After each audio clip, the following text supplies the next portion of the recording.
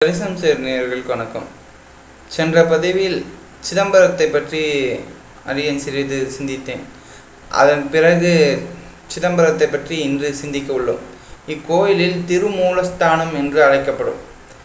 இந்த கோயில் அர்த்தஜாம பூஜைகள் அனைத்து சிவாலயங்களிலும் அர்த்தஜாம பூஜை முடிந்த பிறகு எம்பெருமான் அந்த சிவகலைகள் அனைத்தும் வந்து ஒன்று கூடக்கூடிய ஒரு இடம் என்னவென்றால் இத்திருக்கோயிலில் உள்ள திருமூலஸ்தானம் எனக்கூடிய எம்பெருமான் சிவலிங்கத்தின் உள்ளே தான் அனைத்து சிவகலைகளும் ஒன்று கூடி அன்று மறுநாள் காலை பூஜை திருப்பள்ளி எழுச்சி அப்பொழுதுதான் அந்த கலைகள் அனைத்தும் அனைத்து சிவாலயங்களுக்கும் போகும் என்பது ஒரு ஐதீகம்.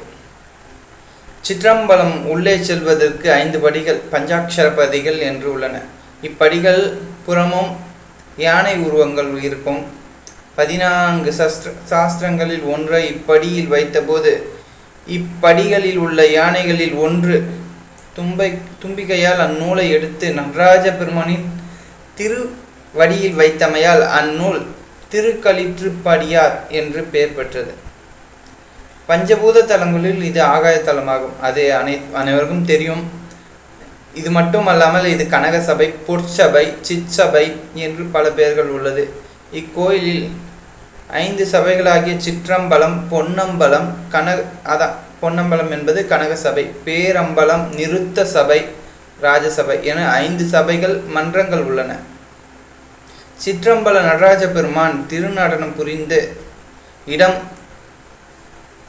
தாமிர சபை எனப்படும். இவ்வம்பலத்திற்கு முதலாம் ஆதித்த சோழன் மகன் முதலாம் பராந்தக சோழன் பொன் வேய்ந்தான் என்று திருவாலங்காட்டு செப்பேடுகளும் மற்ற செப்பேடுகளும் குறிப்பிடத்தக்க உள்ளதாக உள்ளது. சிவா வியாகரபாதர், புலிக்கால் முனிவர் இவர்களை அனைவரும் வந்து எம்பெருமானின் திருநடத்தை வேண்டி ஆருத்ரா தரிசனத்துக்கு வேண்டி வழிபட்டு கிடைத்த ஒரு தரிசனம் தான் ஆருத்ரா தரிசனம்.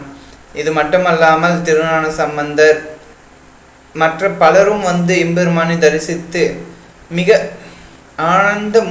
ஆனந்தமூர்த்தி அப்படியே வெளியே வரும்பொழுது அந்த எப்படின்னா கண்ணிலேருந்து தண்ணி சொரியும், ஆனந்த கண்ணீர். அங்கே அந்த மூர்த்தி வந்து உள்ளேருந்து அப்படியே வெளியே அப்படியே ஆனந்தமாக வந்து திருத்தேரு என மற்ற சிவாலயங்கள்லாம் வந்து திருத்தேருக்கு உற்சவமூர்த்தி தான் இருப்பாங்க. இங்கே 2 ஆலயத்தில் மட்டும்தான் திருவாரூரும் சிதம்பரம் மட்டும்தான் மூலவமூர்த்தின்னு சொல்ல முடியாது, அந்த பிரதான மூர்த்தி. இங்கே வந்து சிதம்பரத்தில் மூலவமூர்த்தி தான்